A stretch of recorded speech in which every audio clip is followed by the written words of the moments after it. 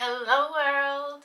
Welcome to my channel. My name is Shanay Braxton and I am a travel and lifestyle content creator. Today we're talking about getting comfortable being uncomfortable.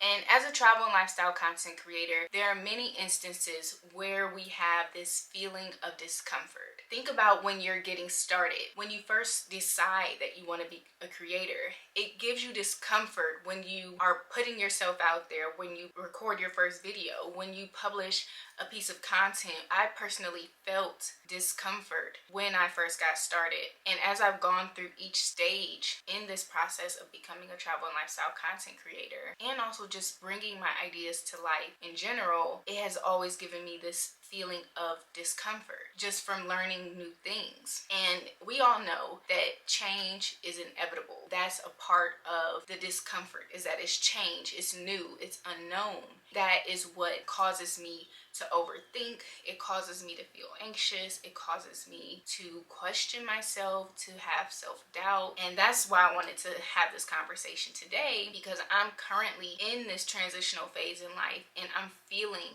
uncomfortable. When it comes to change, there's all types of change: planned, unplanned. And the difference between planned and unplanned change is that unplanned change is reactive. It's something unexpected. It pushes you, it forces you in a way to create a resolution or to adapt to this new situation. And when it comes to planned change is something that is proactive. It means that you've intentionally put something in place in order to initiate the change. And that is where I am personally in life, is this planned change phase. It's uncomfortable, and I'm just openly sharing this because I think that most of us feel uncomfortable when something new or something unknown to us, something that we only have dreamed or imagined or kind of visualized about but never actually done. When we're in those moments, it can feel discomforting. Because I've actually taken the steps to initiate change, it's my choice. So then by making this choice, how do I get comfortable being uncomfortable?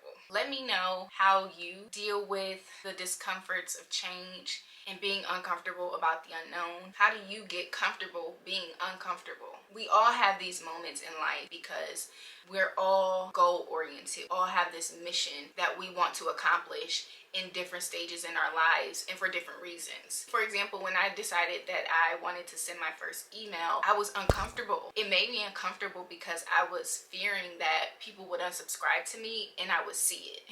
I would see my subscription number go down, and that gave me discomfort, that gave me fear. And as a travel and lifestyle content creator, it's common for us to take these first steps and be afraid as we're taking them. What I want to know from you is, how do you deal with the discomforts of growing your business, of putting yourself out there, of bringing your ideas to life, and then accepting the fact that maybe sometimes you don't get the response that you were anticipating. Maybe sometimes you don't get the results. Maybe sometimes it happens to be worst case scenario. Maybe sometimes it's best case scenario. How do you push yourself to navigate through this discomfort so that you can get to the other side and discover what is waiting for you as you move through this planned change? I'm going to share with you what I am doing as I am going through my transition, and share with me. I would love to learn more about how you navigate change. Also, one of the things that I'm thinking about is, as I'm putting myself out there, it's easier said than done. I will say that. A lot of times it's easier to talk about things that you want to do. When it actually comes to taking the first step, sometimes that's actually the hardest part to do. And then once you take that first step, you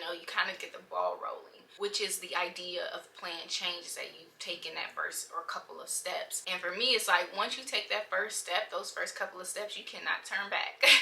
So how do you keep going? What do you do to move forward? For me personally, I am an overthinker, and something that I do to help me combat overthinking and just being in my head so much is I love going on walks.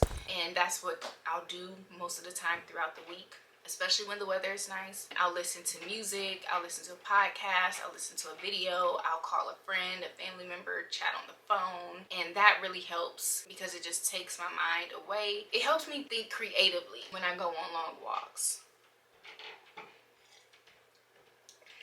it also helps me to clear my mind. Another way that I am working through my discomfort is by having visual, text, audio affirmations. I have my vision board. I did a digital vision board, framed it, and it's on my dresser. Spoken affirmations. One thing that I do is tell myself to stay positive, and I'll repeat that to myself throughout the day. When I notice that I'm starting to overthink, I'll say stay positive and I'll smile. Smiling really does help change my mood and help me to get out of my head. Another thing that I do is I talk to people that allow me to brain dump, heart dump, and just get it out there, and for them to listen, give me feedback, give me a next step, just hear me. And that's always helpful to feel understood. And even if people are not fully in agreement with me, it's still just nice to have someone that understands at least the thought process,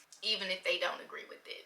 The fourth thing that I do in terms of self-care when dealing with discomfort is talk to people that can talk me off of the ledge. This is always helpful because sometimes there are moments when I am questioning my life and I just like, let me talk to one of my friends who can just talk to me straight and say, Shanay, this is what it is, and stop. Just stop. And that's always really, really helpful. Find some people that can talk you off of the ledge. And whenever you're feeling that discomfort as you're transitioning through this plan change, call them, talk to them. Yeah, that's what I do. The next thing that I do is I talk to a therapist. I really, really love talking to therapists. I learned about therapy when I was in grad school.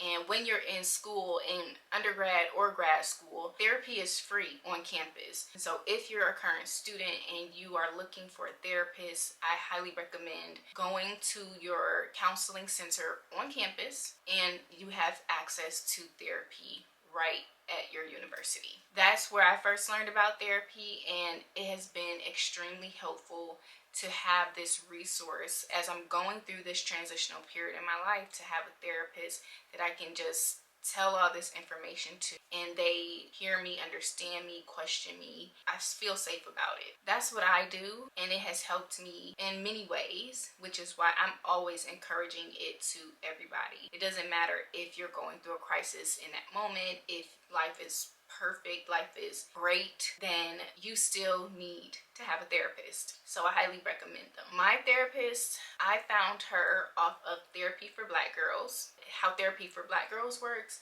is you will put in your state or city or something like that. I think you put your state in, and then it will give you the option to put your city, and then then a list will populate of therapists that are registered with Therapy for Black Girls, and then you can decide from that list that populates who you want to contact. I looked at their profiles, and each of the profiles will tell you what type of therapy they practice, and that's helpful because that will give you a direction on the type of therapist you want to work with. The one that I'm currently working with, her and I are newly working together, and it's perfect timing because I'm in this moment of transition. Lastly, I realized that I just have to acknowledge my discomfort, acknowledge my feelings, and also get out of my feelings, because when I'm in my feelings, it's personal and I'm overthinking and I'm overanalyzing. So I can be really critical. It's too much. When I can acknowledge that I'm in my feelings, like I said, when I know that I'm overthinking, I stay positive, Shanay. Or I'll go and look in the mirror and then smile and say, stay positive. I have to acknowledge my feelings and get out of my feelings so that I can get out